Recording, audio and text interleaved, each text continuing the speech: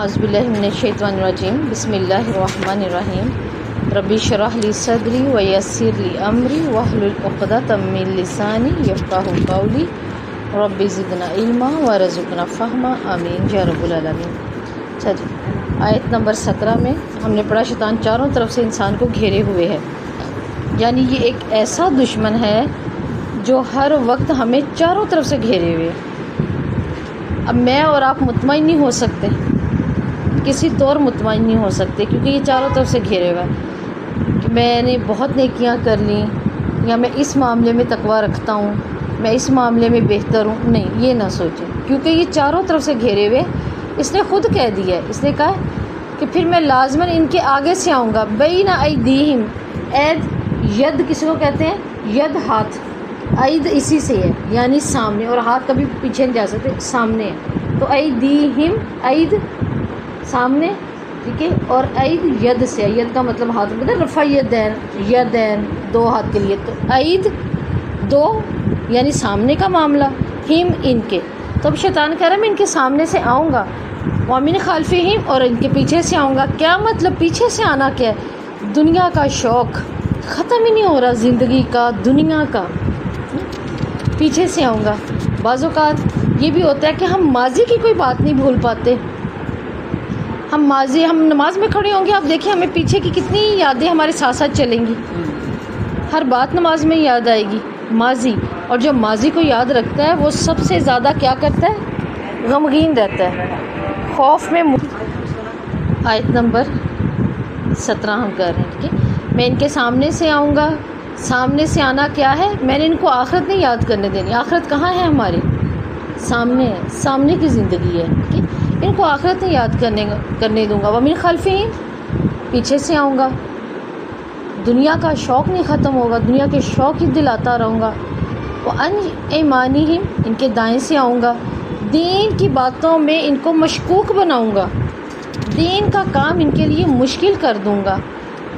وعن شمائلہم، اور ان کے بائیں سے آؤں گا۔ کیسے آؤں گا بائیں سے؟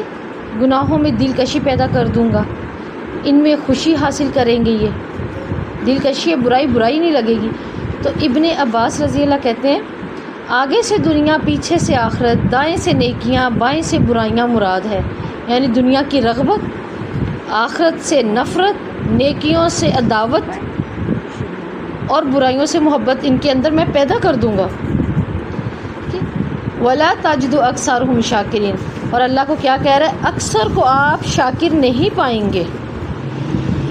اس کو معلوم ہے بندے بھی اللہ کے ہیں اور جواب دہی بھی اللہ کے ساتھ ہے ان کی، تو اللہ تعالیٰ کو کہہ رہا ہے آپ انہیں شاکر نہیں پائیں گے۔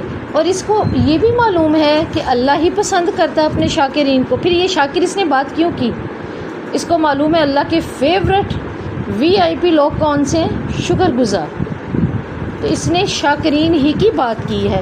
تو ہمیں اللہ کے رسول نے بہت پیاری دعا سکھا دی ہوئی ہے، اللہم انی اسألک العفو والعافیۃ فی الدنیا، ٹھیک ہے، اللہم انی اسألک العفو والعافیۃ فی دینی و دنیای و اہلی و مالی، اللہم استر عوراتی و آمن رعاتی، اللہم احفظنی من بین یدی و من خلفی، عن یمینی و عن شمالی و من فوقی، و اعوذ بک بعظمتک ان اغتال من تحتی۔ یہ مکمل دعا دیکھیں، اس آیت پر فٹ ہے، اس کو صبح شام پڑھیں، کیونکہ اس کا بہت بڑا دعویٰ ہے، اور یہ دعویٰ اس نے قیامت تک اپنا پورا کرنا ہے۔ یہ ایک وقت کے لیے بھی اس سے غافل نہیں ہے کہ میں نے ان کے، جی بالکل یہ دعا ہے، چاہے آپ نماز میں پڑھیں، پانچوں نماز کے بعد پڑھیں، صبح شام کے اذکار میں، تو اس لیے کہا جاتا ہے نا وہ حصار کی صورت میں آ جاتا ہے، لیکن آپ اس کو ہر نماز کے بعد پڑھیں۔ اور یہ اس قدر خوبصورت عافیت کی دعا ہے، حضرت ابو بکر رضی اللہ جس وقت خلافت پہ آئے، انہوں نے ممبر پہ قدم رکھا، انہوں نے سب سے پہلے دعا ہی یہ پڑھی تھی، اللہم انی اسألک العفو والعافیہ، سب سے پہلی دعا انہوں نے یہ پڑھی تھی، ٹھیک ہے۔ اور پھر آپ صلی اللہ علیہ وسلم نے فرمایا تمہاری تمام دعاؤں میں اللہ کو جو سب سے زیادہ دعا پسند ہے وہ عافیت کی ہے، اللہ سے عافیت کی بات کرو، عافیہ کا سوال کرو اللہ سے، عافیت میں سب کچھ ہے۔ جیسے ہم کہتے ہیں نا تندرستی ہزار نعمت، ہزار نعمت، میں تو کہتی ہوں کروڑ، ہاں کروڑ، ساری کی ساری، اگر ہم اس بات پہ آئیں تو اسی طرح عافیت بھی آپ کی تمام نعمتوں کی گارنٹی ہے، اور اس میں دنیا بھی شامل ہے، اس میں آخرت بھی شامل ہے، ٹھیک ہے.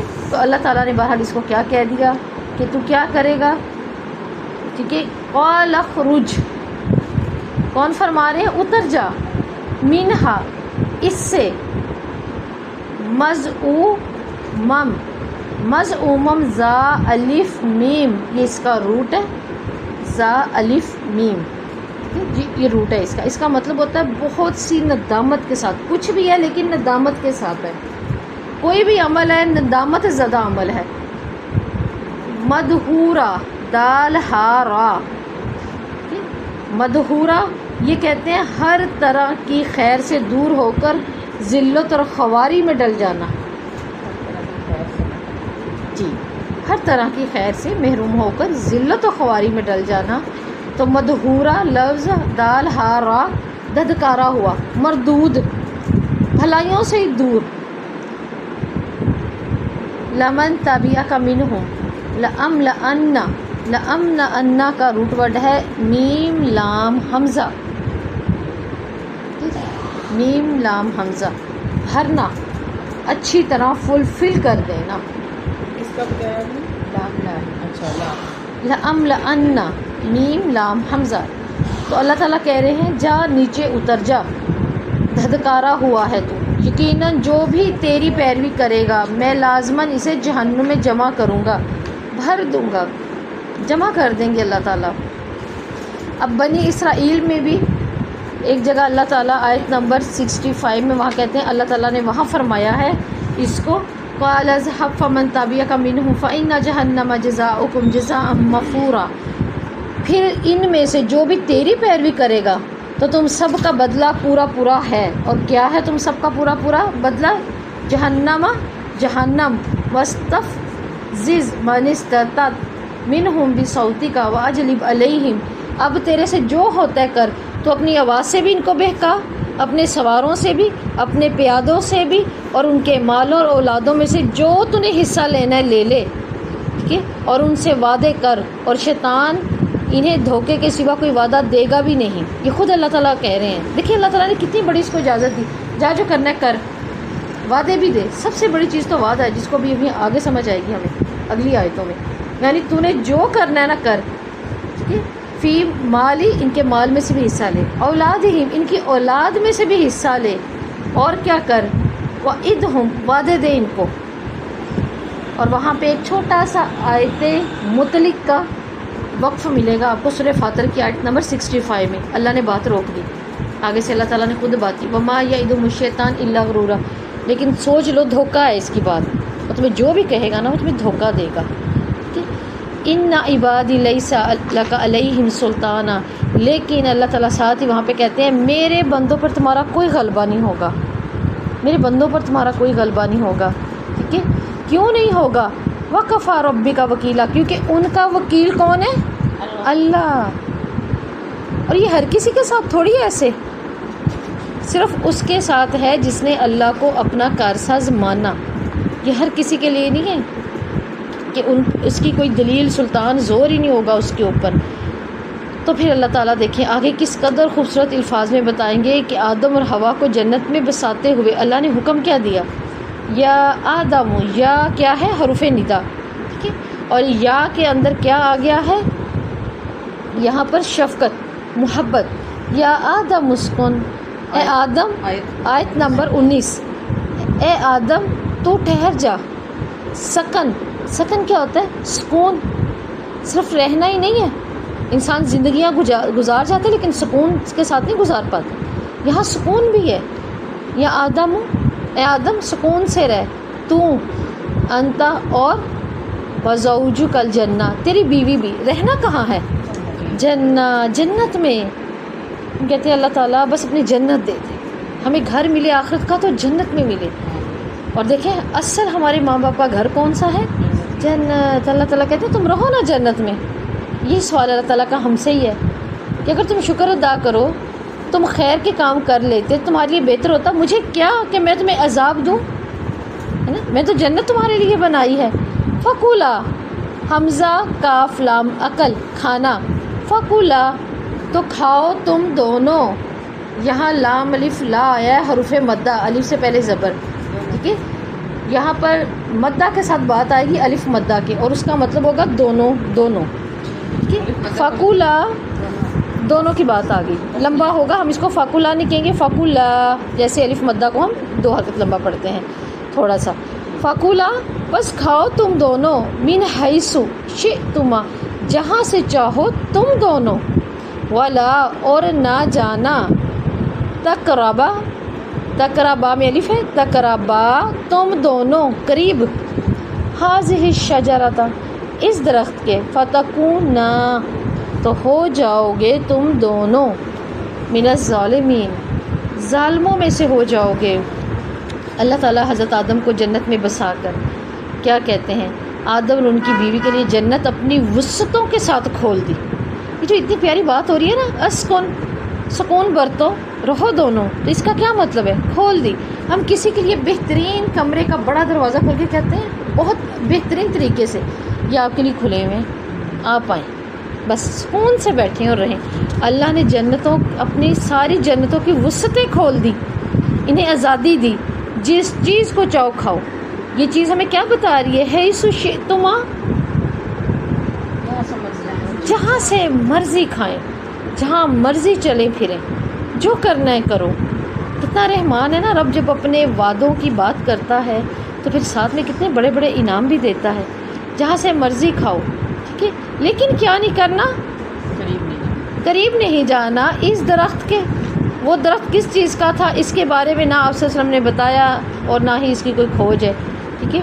ہاں تورات میں آتا ہے کہ یہ گندم کا تھا، وہی ہمارے ذہن میں ہے گندم کا تھا، ٹھیک ہے. کچھ کتابوں میں انگور کا بھی آتا ہے. بہرحال یہ جو بھی تھا، ٹھیک ہے، ہمیں اللہ تعالیٰ کہہ رہے ہیں بس ایک درخت تھا. اب ہم درخت کی پہنچ میں کیا جائیں، ہمارے لیے اس میں کیا ہے، اللہ کا حکم. بس ہم ابھی پیچھے کیا پڑھ کر آئے ہیں، شیطان کا کام تھا یہ آدم ہے، یہ اچھا ہے، یہ مٹی والا ہے، میں اس سے اچھا ہوں، میں کیوں اس کی مانوں، کہ میں تو آگ والا ہوں. ساری دلیلوں کو سائڈ پہ رکھتا، اصل کیا تھا، اللہ کا حکم. آدم نہیں، اصل تھا اللہ کا حکم. یہاں کیا ہے، اللہ کا حکم. ہم کہتے ہیں اچھا اس میں تو کوئی برائی نہیں ہے نا، اتنے سے ناخن بڑھا لیں اس میں تو کوئی برائی نہیں ہے نا، اچھا اتنا سا یہ کر لیں اس میں تو کوئی برائی نہیں ہے. ہم اپنی ساری فرض نمازوں کے ساتھ زندگی کی نمازیں چھوٹی ہیں، اگر ہم ہر نماز کے ساتھ فرض ہی پڑھ لیں تو اس میں برائی کیا ہے. برائی یہ ہے کہ جو مسنون نہیں، جہاں اللہ کا حکم نہیں وہاں ہم اپنا حکم کیوں ڈالیں. انہیں اللہ تعالیٰ نے کہا تھا صرف اس شجر کے قریب نہیں جانا. تو آج ہم یہ نہ دیکھیں کہ اللہ تعالیٰ کیوں اس میں منع کر رہے ہیں، وجہ کیا ہے. جب ہم سوچنے لگتے ہیں نا پھر ہم بہت سی وجوہات کو سوچنے لگ جاتے ہیں. تو حکم کیا کرنا ہے، تم نے درخت کے پاس نہیں جانا. جنت میں واحد ایک پابندی تھی. ذرا اس چیز کو دیکھیں نا، حیث شئتما پوری کی پوری جنت کھلی پڑی ہے، صرف ایک چیز کے پاس جانا.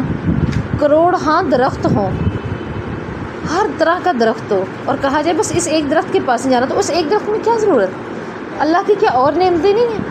ہم جب کوئی گناہ ہمیں لگے کہ یہ تو بڑا اچھا ہے، یہ صحیح ہے، تو پہلے یہ تو دہرائیں نظر وہ جو کروڑ ہاں نعمتیں میرے پاس ہیں، وہ جو کروڑوں نعمتیں ہیں، تو اللہ نے اگر ایک سے منع کیا ہوا ہے تو یہ تو پھر ایک ہے، اور وہ جو اتنی ہے پھر ایک ہے. میں کیوں اپنے ہاتھ سے اور زبان سے اتنا بڑا گناہ کر جاؤں. کیا یہ نہیں کہ میرے ہاتھ سب سے بڑی کروڑ ہاں نعمت ہے میرے پاس، تو یہ ایک گناہ کرنا کیوں ضروری ہے، مجھے اپنی زبان سے یہ ایک گناہ کرنا کیوں ضروری ہے. تو میں دوسری چیز کو دیکھتا ہوں، لوگوں کے پاس تو زبان بھی نہیں ہے نا، تو میرے پاس تو ہے بھی، تو پھر اس ایک کو چھوڑو باقیوں کو تو دیکھوں میں. تو یہاں دیکھیں صرف ایک پابندی، اور وہ یہ کہ اس درخت کے پاس نہیں جانا. اور ساتھ میں اللہ تعالیٰ نے کہہ بھی دیا ہے کیا، کس میں شامل ہو جاؤ گے، ظالموں میں. اتنی کھلی بات اللہ تعالیٰ کر رہے ہیں. اب دیکھیں ہمیں یہ خود دیکھنا ہے، مجھے اور آپ کو، اگر کوئی ایسی بات یا کوئی ایسی پابندی ہوئی جو اللہ رب العزت نے ہم پر لگائی ہوئی ہے اور ہمیں یہ بھی پتہ اس کے کرنے سے ہم ظالم ہو جائیں گے، تو پھر ہمیں اس پہ غور و فکر کرنا پڑے گا. ٹھیک ہے. آیت نمبر 20 میں اللہ رب العزت فرماتے ہیں